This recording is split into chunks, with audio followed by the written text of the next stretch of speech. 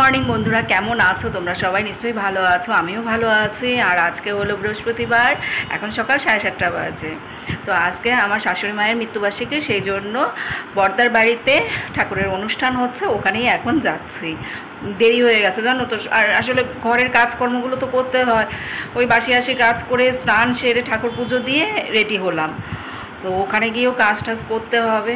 ওখানে সবাই চেঁচামেচি করছে, এখনও যাচ্ছি না কেন। তোমাদের সাথে এখন বেশিক্ষণ কথা বলতে পারবো না, আমি তাড়াতাড়ি ওই বাড়িতে চলে যাই। ওই বাড়িতে গিয়েই ব্লগ করা হবে। অর্জুন এখনও ঘুমাচ্ছে, অর্জুনের জামা কাপড় বের করে রেখে গেলাম। আর অর্জুনের বাবাকে বলে যাব যে ওকে যেন একটু ম্যাগি বানিয়ে খাইয়ে দেয়।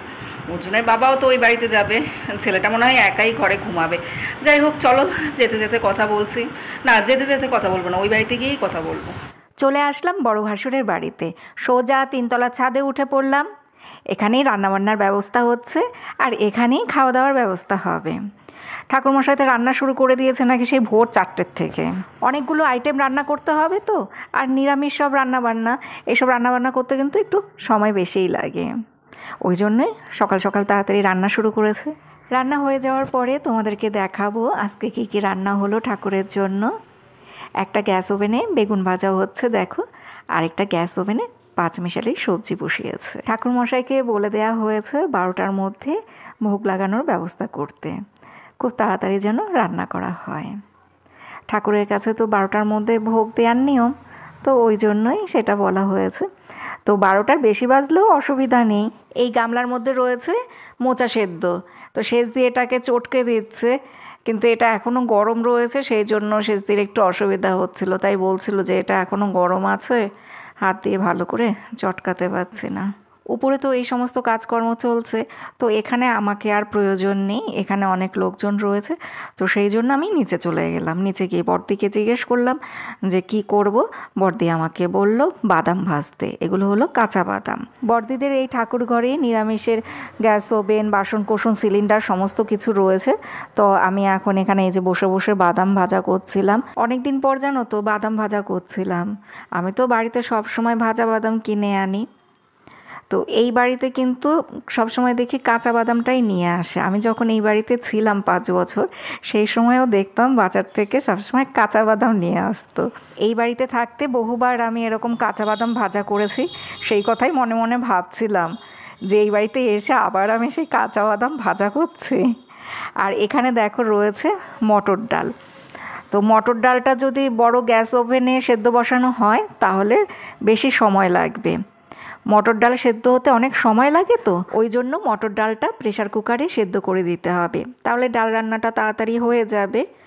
উপরে ছাদে নিয়ে শুধু এই ডালের মধ্যে ফোড়নটা দেবে, সেদ্ধটা এখান দিয়ে আমরা করে দেব।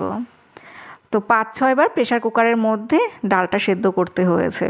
অনেকটা ডাল, আর প্রেসার কুকার তো ছোট, 5-6 বার যদি না দেয়া হয় তাহলে তো অত ডাল সেদ্ধ হবে না। আর এখানে দেখো আত্মীয় স্বজনের বাড়ি থেকে সমস্ত গোপাল সোনারা চলে এসছে।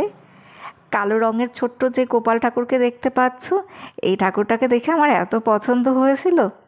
আমি জানতাম না এই গোপাল ঠাকুরটা কার। তারপরে আমি জিজ্ঞেস করলাম সবাইকে, ওরা বলল যে এই গোপাল ঠাকুরটা হলো গিয়ে ছোটদির। এই গোপাল ঠাকুর নাকি কষ্টি পাথরের তৈরি, আর এই গোপাল ঠাকুরকে আনা হয়েছে বৃন্দাবন থেকে। আমি এতদিন না খেয়াল করিনি, ছোটদির বাড়িতে তো যাই কিন্তু খেয়াল করিনি।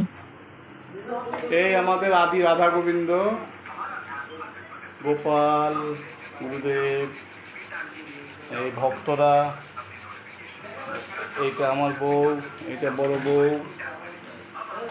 এই মেজো বউ, আর এটা সেজো বউ। হ্যাঁ, দেখি একটু মুখখান তোলো। তোমরা যখন থাকবে না তখন আমরা দেখবো। হ্যাঁ, তো একদিন না একদিন তো তোমরা চলে যাবা। দেখি তাকাও মেজো বউ ভালো করে, এই যে বলবো মনে মেজো বউ কত সুন্দর কাজ করে। তো তুমি আমার অনেক বড় না, তুমি তো আগেই যাবা। হ্যাঁ, এদিক তাকাও, এদিক তাকাও। এই যে এই মোটা বউটা আমার। আমি এখানে বসে বসে ডাল সেদ্ধ করেই যাচ্ছি, ডালে এখনো সিটি দিচ্ছে না। এই দেখো এগুলো সেদ্ধ হয়েছে, আর ওইটা এখনো সেদ্ধ হয়নি। প্রেসার কুকারে এখনো রয়েছে ডাল, সিটি দিচ্ছে না। কখন বসিয়েছে এটা? প্রেসার কুকার ছোট আর ডাল বেশি, ওই জন্যই অসুবিধা হচ্ছে। ঠাকুরের জন্য কয়েকটা মালপোয়া বানানো হবে। বড়দি মালপোয়ার গোলাটা গুলে দিচ্ছে, আমি ওগুলো এখানে বসে বসে ভেজে নেব। ঠাকুরমশাই তো বড় উনুনে রান্না করছে, ওখানে এইসব ছোটোখাটো টুকটাক কাজ করা যাবে না, সেই জন্যই এই কাজগুলো এই নিচের গ্যাস ওভেনে করা হচ্ছে। আমি তেলটা গরম বসালাম, তো বড়দি বলল যে আমি ঠাকুরের জন্য কয়েকটা মালপোয়া ভেজে নিচ্ছে, পরেরগুলো তুমি করে নিও, তুমি গিয়ে ভাত খেয়ে আসো। সকালবেলা আবার আমার ভাসুরের ছেলের বউ রান্নাবান্না করেছে, ডাল ভাত কুমড়োর তরকারি, সবাই ভাত খাবে ওই কারণে। তো আমরা সবাই এখন ভাত খাচ্ছি। ভাত খেয়ে দিয়ে আবার চলে আসলাম মালপোয়া ভাজতে। শেষদি বলল গোলাটা একটু ভারী হয়েছে, সেই জন্য মালপোয়াগুলো ভারী ভারী হচ্ছে।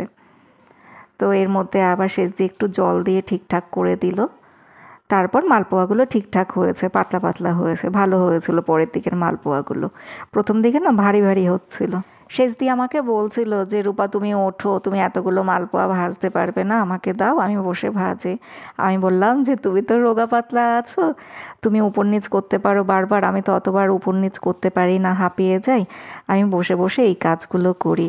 এইভাবেই আমরা সবাই হাতে হাতে কাজগুলো ভাগ করে নেই, তাহলে চাপও কম পড়ে আর সবাই বেশ গল্প করতে করতে কাজগুলোও হয়ে যায়। এই দেখো এক ঝুড়ি মালপোয়া ভাজা হয়ে গেল। বাড়ির ছেলেদেরও কাজের চাপ ছিল, বারবার বাজারে যেতে হয়েছে, তারপর চেয়ার টেবিলগুলোকে তিনতলার ছাদের উপরে নিতে হয়েছে। আমার বর হাঁপিয়ে গেছে, সেই জন্য এখন একটু শুয়ে আরাম করছে। এখন আর কি রান্না বাকি? এই যে পনির আলু সয়াবিন নামতেছে। হ্যাঁ, তারপর কি বসাবেন? রান্না হয়ে গেছে, এখন ভোগ সাজাবো। চাটনি হয়ে গেছে, সব কমপ্লিট। ভাত বসিয়েছেন? ভাত হলো ভক্তদের সিদ্ধান্ত আগমন। এবার যদি কিছু করার থাকে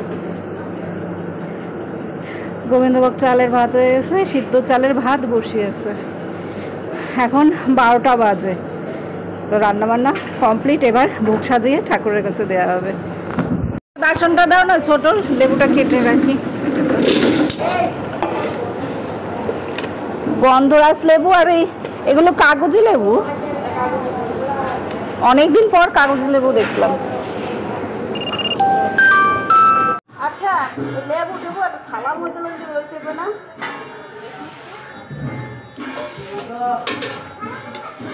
ওই যে বাকি কাঁচা লঙ্কা, এখানে কাঁচা লঙ্কা আরো ঠিক না?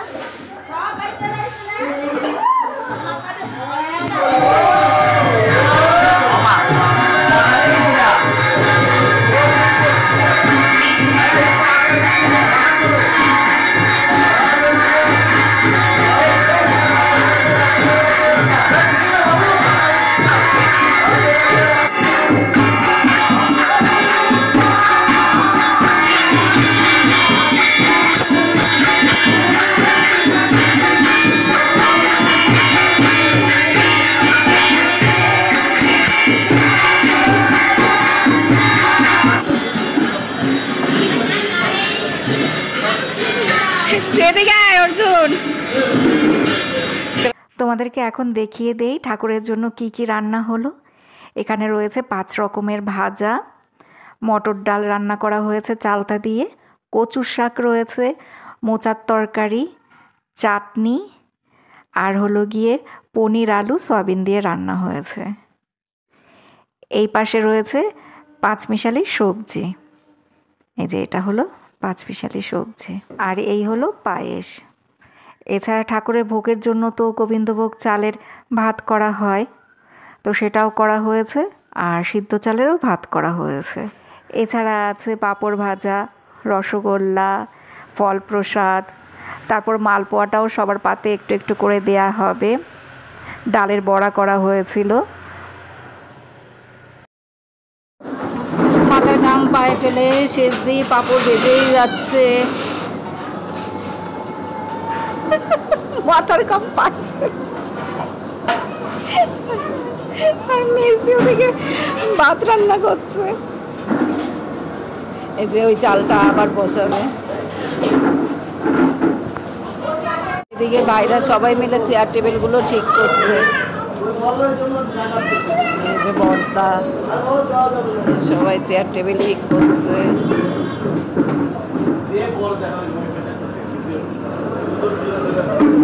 একটা টেবিলে 6 জন বসবে। ও তুমি ঝুলে পড়ো, তুমি ঝুলে পড়ো। 12:30টার মধ্যে রান্না কমপ্লিট, আর খুব তাড়াতাড়ি ঠাকুরের কাছে ভোগ দেওয়া হয়েছে। এখন ভোগ আরতি হচ্ছে। আমরা সবাই ওই দাঁড়িয়ে দাঁড়িয়ে কীর্তন শুনছিলাম, কীর্তন করছিলাম। আমার হাজব্যান্ডরা 4 ভাই 4 বোন, তো এদের ভাই বোনদের মধ্যে খুব মিল। অনেক ফ্যামিলিতে দেখা যায় ভাই বোনদের মধ্যে ইগো বা জেলাসের একটা ঠান্ডা লড়াই চলে, কিন্তু আমাদের ফ্যামিলিতে সেটা নেই। আর সেটা থাকলেও আমরা ওটার সাথে অ্যাডজাস্ট করে নিতে পারি।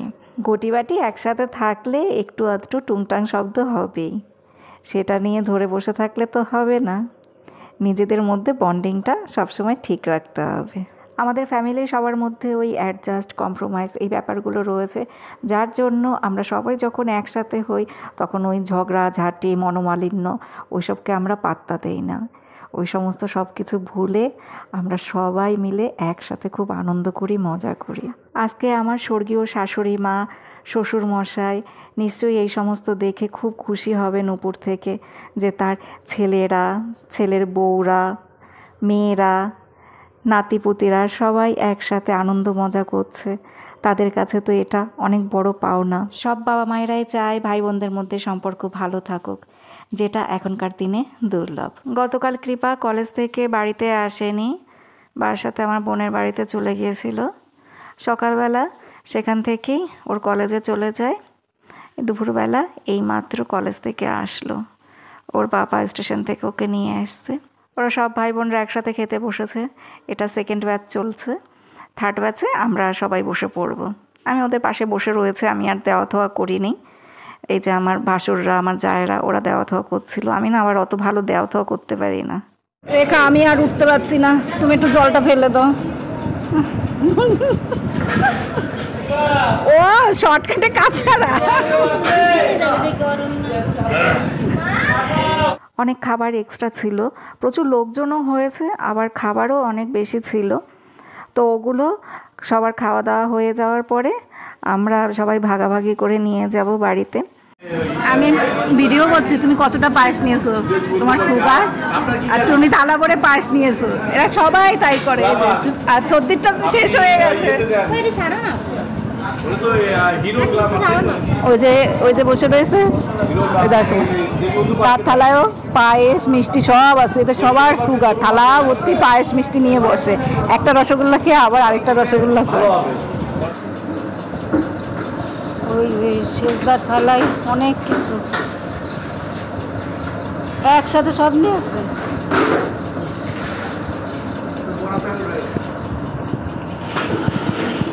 আমাকে শুধু একটু সয়াবিন আলু দেবেন না? না না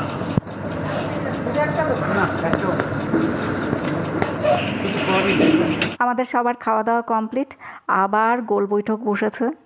একজনের ঘাড়ে আরেকজন শুয়ে আছে। এই সবই চলে আমাদের মধ্যে। এই সবাই গল্পগুজব আর হাহা হুহু হি হি এইসবই শুধু হচ্ছে। সন্ধ্যের পর খাবার দাবার নিয়ে যে যার বাড়িতে চলে যাব। আমরা সবাই ভাবছিলাম রাতের বেলা খেয়ে দিয়ে একবারে যে যার বাড়িতে চলে যাব, কিন্তু সন্ধ্যের সময় না মাদুকুরি প্রসাদ খাওয়া হয়েছে। ঠাকুরের কাছে যে ভোগ দেয়া হয় থালাতে, মাটির থালাতে, ওই থালার প্রসাদ মাখা হয়েছে। সবাই একটু একটু করে আবার সন্ধ্যের সময় খাওয়া হলো। তো ওই খাওয়ার পরে মনে হলো যে রাতের খিদেটা এত তাড়াতাড়ি পাবে না, সেই জন্য আবার ঠিক করলাম যে প্রসাদ যে যার বাড়িতে নিয়ে চলে যাব। যা প্রসাদ আছে সবাই ভাগাভাগি করে বাড়িতে নিয়ে গিয়ে যে যার মতো করে রাত 11টা 12টায় বসে খেয়ে নেব। এখানে থাকলে তো একটু তাড়াতাড়ি ডিনার করতে হবে, আর বাড়িতে গেলে তো কোনো ব্যাপার না। তো সেই বুদ্ধি আবার পরে করা হলো। আর আজকে তো টিচার্স ডে, তো সেই জন্য আমার বড়দার ছেলে একটা কেক নিয়ে এসছে। আমার বড়দা তো কলেজের প্রিন্সিপাল ছিলেন, আর শেষদাও একজন টিচার। তো সেই জন্য 2 টিচার কেক কেটে টিচার্স ডে সেলিব্রেট করছে, সেটাও তোমাদের সাথে একটু শেয়ার করলাম। এটা আমার একটা ফ্যামিলি ব্লগ। আমার পরিবারের সবাইকে তোমাদেরকে দেখালাম, সবার সাথে আমি কিভাবে সময় কাটাই, কিভাবে আমরা থাকি, সেগুলোর সমস্ত কিছুই তোমাদের সাথে শেয়ারও করলাম। আর এগুলো আমার ব্লগে সারা জীবন থেকেও যাবে। হ্যাঁ, আরে হ্যাঁ হবে এবারে। এটার মধ্যে একটু তরকারি দাও, ওইটার মধ্যে তরকারি দাও একটু ডাল, ওই এই সয়াবিনের তরকারিটা ইসে দেবা এটার মধ্যে, আর এটার মধ্যে ডাল নেবো নাকি? হ্যাঁ ওই যে আমার বাগনি গামলা কড়াই সব নিয়ে এসছে, আবার বলে কি যে সব কিছু নিয়ে গেছো মামিরা, ওই গামলা তুমি নিয়ে আসছো, আর এই যে আমারটা, আর সেজল তোমারটা ওই এক হাঁড়ি মিষ্টি নিয়েছে ভাত, আর আর বাদ বাকি জিনিস সব নিচে রেখে এসছে। কি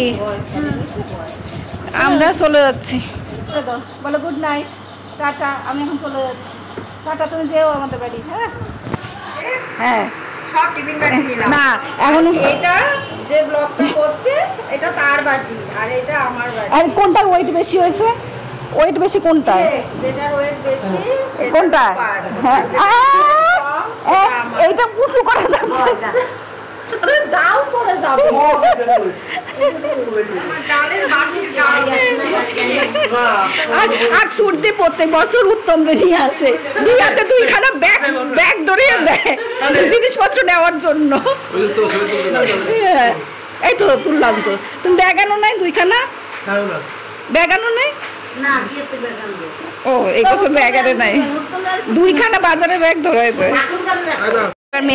মেজদি প্যাকিং করছে, ওই এক বালতি ভাত নেবে তুমি? সবচেয়ে বেশি অনেক টিফিন বাটি নিয়ে এসেছে বদলে টিফিন বাটি বদলে টিফিন বাটি তুমি এই বালতিটা ধরে নিয়ে যাও, এই বালতিটা ধরে নিয়ে যাও, বালতিটা ধরে নিয়ে যাও। এই এক গামলা ভাত মেজদি নিচ্ছে। ব্যাগ ভরা খাবার দাবার আর মন ভরা আনন্দ, এই নিয়ে এখন ফিরে যাচ্ছি নিজের বাড়িতে। তোমরা সবাই ভালো থেকো, সুস্থ থেকো, সাবধানে থেকো। আবার দেখা হবে আগামীকাল। তাহলে বন্ধুরা টাটা, গুড নাইট।